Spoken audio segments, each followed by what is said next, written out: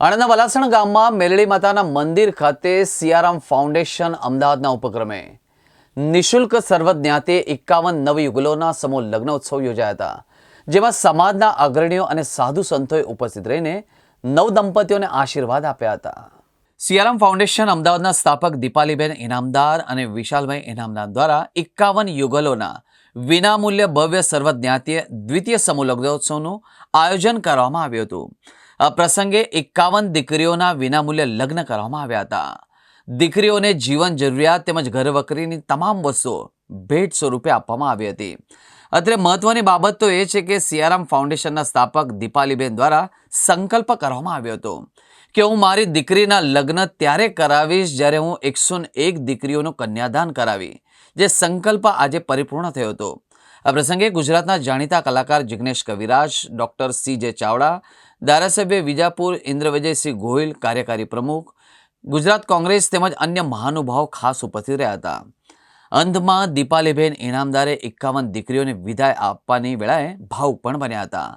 લગ્નોત્સવ પ્રસંગે BAPS સ્વામિનારાયણ મંદિર આણંદના કોઠારી ભગત ચરણ સ્વામી તેમજ અન્ય સંતો ખાસ ઉપસ્થિત રહીને નવયુગલોને તેમણે આશીર્વાદ આપ્યા હતા.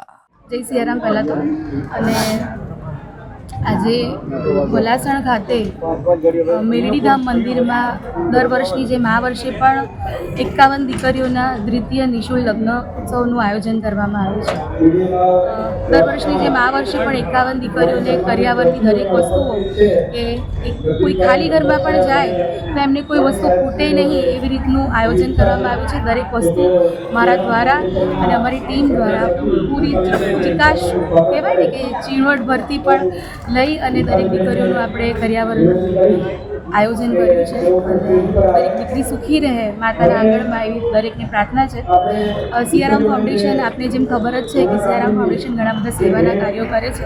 આ સેવાના કાર્યોની શરૂઆત જે અમારા દાદાશ્રી સ્વર્ગસ્થ કહાનદાસભાઈ ઇનામદાર અને આપણા આણંદના લોકલાડીલા અને લોખંડી પુરુષ સરદાર વલ્લભભાઈ પટેલ, એ બેઉ ખૂબ સારા એવા મિત્રો હતા. એમણે સાથે બોરસદમાં વકીલાત કરી હતી અને એમણે જે તન મન ધનથી આ દેશ માટે અને સમાજ માટે જે સેવા આપી છે, બસ એવી જ એમના પગલાં ઉપર અમે ચાલીએ છીએ અને કહેવાય ને કે એમનો વારસો જાળવવાની કોશિશ કરી રહ્યા છે.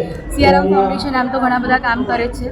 કે આપ સૌને ખબર જ છે કે વિદ્યાર્થીઓ માટે નોટબુકનું વિતરણ અને અનાથ બાળકો છે, મા બાપ વગરના બાળકો છે ને ગરીબ બાળકો છે, એવા બાળકોને આગળ ભણવાની જવાબદારી અને એની સાથે સાથે મહિલાઓને પણ પગભર કરવાની જવાબદારી, જેવી કે સીવણ ક્લાસ છે, ભરતગૂંથણના ક્લાસ છે, બ્યુટી પાર્લરની તાલીમ છે, એ બધું પણ નિઃશુલ્ક કરાવડાવે છે.